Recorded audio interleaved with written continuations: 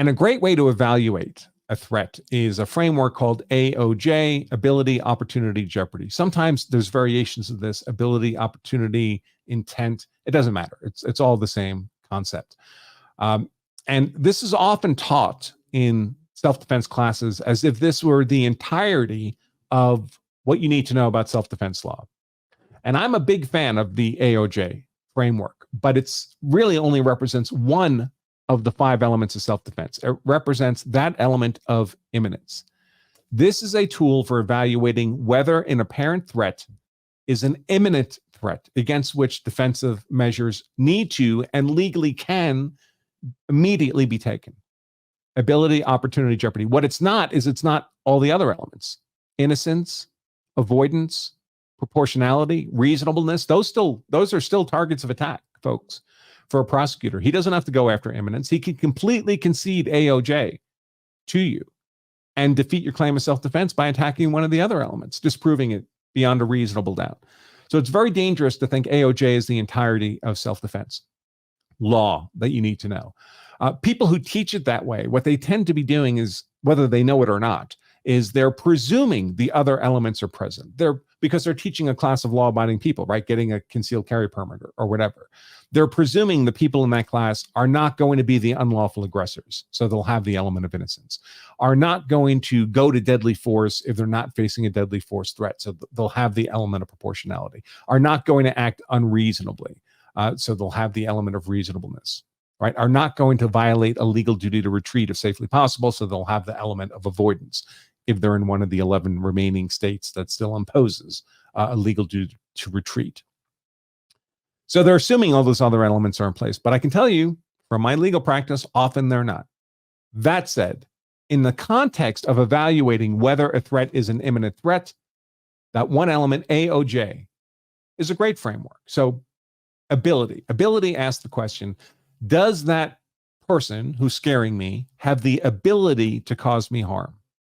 And this really translates into proportionality, because proportionality meaning non-deadly force or deadly force, because we all have the ability to commit some use of force, right? We all have fists.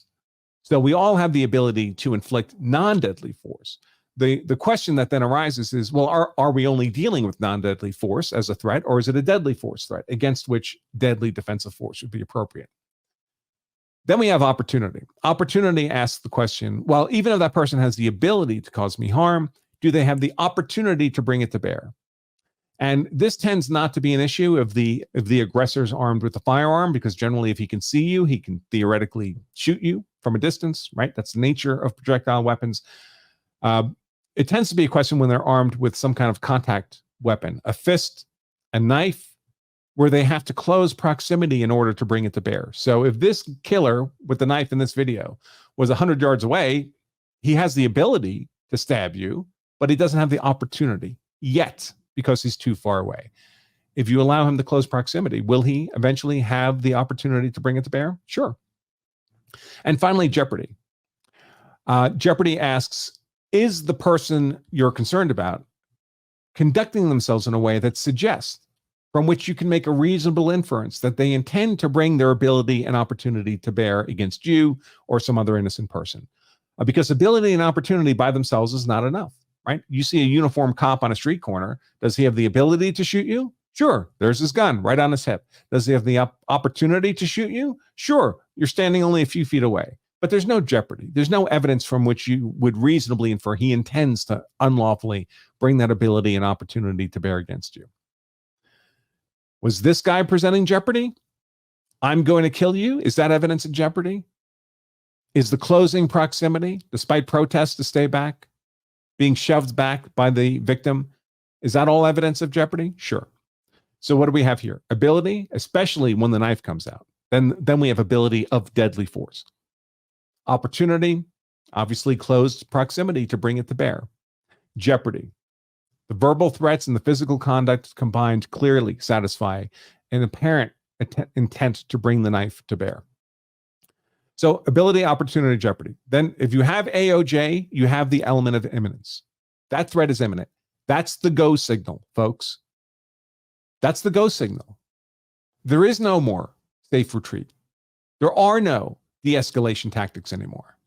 That's when you have to fight. That's when you jump from 0% combative energy or low, but you're certainly not using any force yet, to 200% defensive force, because you have to win that fight. If you don't win the physical fight, all the legal stuff we talked about doesn't matter, right? You're dead, like this guy. So that's what this guy should have been doing. Once he realized he was on this killer's radar screen, he should have been continuously evaluating ability, opportunity, jeopardy. Now, it wouldn't have helped him because he apparently didn't have any means to defend himself anyway. But for those of you who do, this would be the analysis you would be undertaking. And the moment these three are checked off, not based on speculation, for all I know, he could have had a knife, he could have had a gun. That's nonsense. That's speculation. Based on actual evidence. And now you have a sense for the kind of evidence you're looking for. You'll be thinking to yourself, hey, I see ability, I see opportunity, jeopardy. Boom. Go in self-defense. The element of eminence is satisfied. And assuming, of course, that the other elements are also satisfied, that you were not the initial aggressor in the fight, etc. That's how you justifiably use force, even deadly force, in self-defense.